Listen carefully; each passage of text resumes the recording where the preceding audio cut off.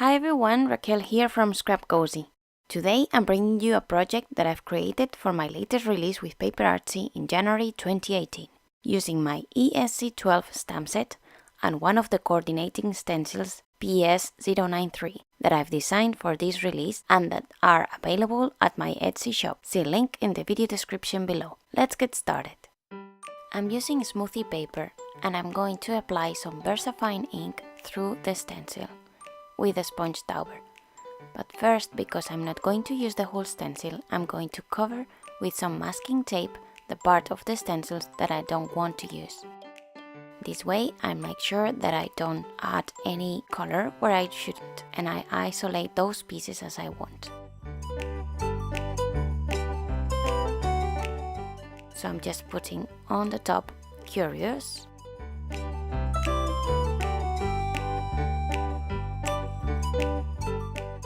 and then on the bottom I'll put Creature.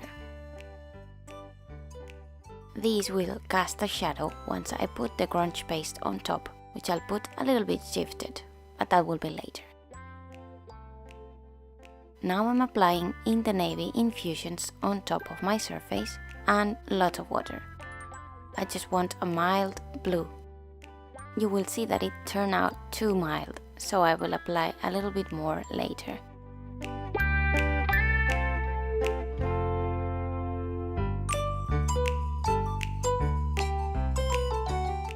I'm making sure that my paper becomes dry for the next step. I'm going to apply some glaze, micro glaze, through the stencil because what I wanted to do is to kind of protect that light blue so then it can be seen through afterwards.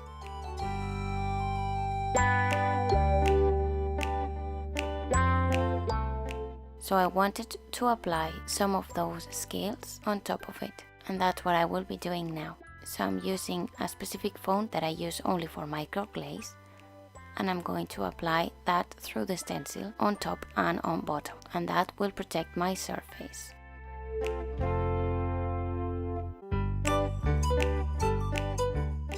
Instead of micro glaze, you could have also used regular glaze with some sponge dauber as well. The only difference is the micro glaze, if you apply lots of heat through it, then it kind of disappears, that protection.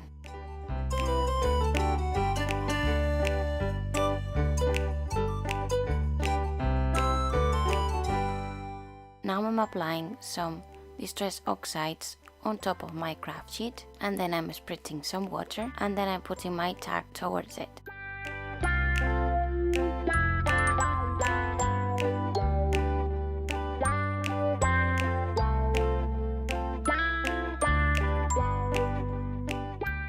And can you see now there that I only get the distress oxide where the glaze is not?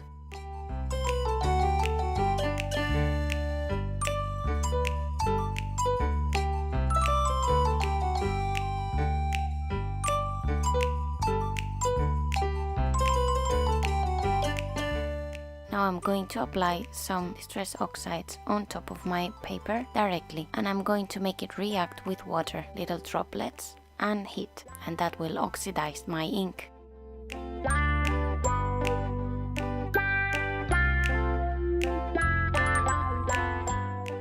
Now that the microglaze is completely melted, now it becomes again porous, so I can apply a little bit more of infusions and it will stick there. I'm just blopping up with a paper so it's not that intense.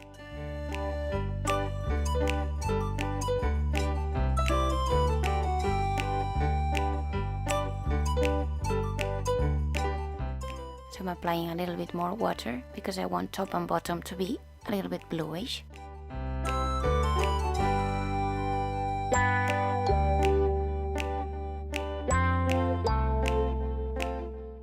And I will stamp the seahorse in the middle.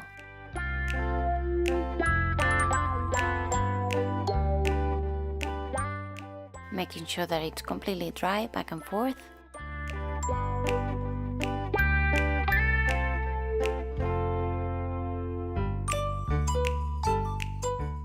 And then with some VersaFine ink, I'm going to stamp the seahorse. I'm using Vintage Sepia.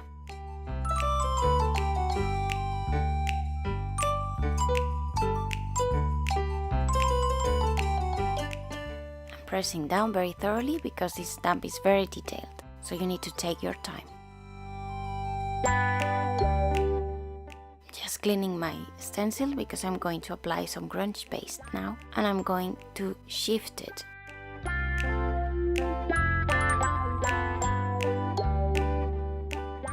So I'm applying, repositioning it where I put that shadow, but I'm going to shift it a little bit up and left, so then I get a casted shadow.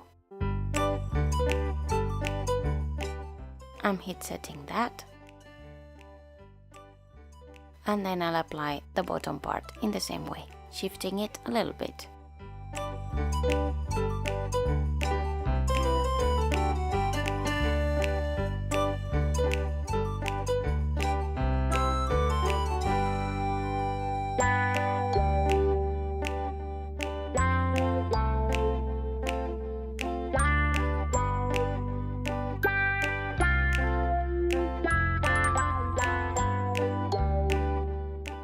Once all it's dry, I'm going to etch the edges of my paper with some regular distress ink, vintage photo. This is to frame it, it will look nicer like that. And you could call it done, but I added a little touch at the end because I wanted to kind of paint a little bit the seahorse, so I mixed some infusions, golden sands with glaze, and then I applied it on top of the seahorse.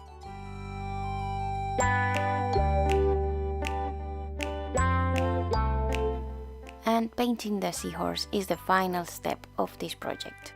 I'll show you some close-up photos now once I finish, so you can see all the details.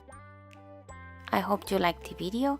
If you did, please give me a thumbs up, subscribe to my YouTube channel so you don't miss more, and let me know in the section comments below anything you want or any questions you have. I will answer all of them. Thanks very much for watching and see you in the next one. Bye!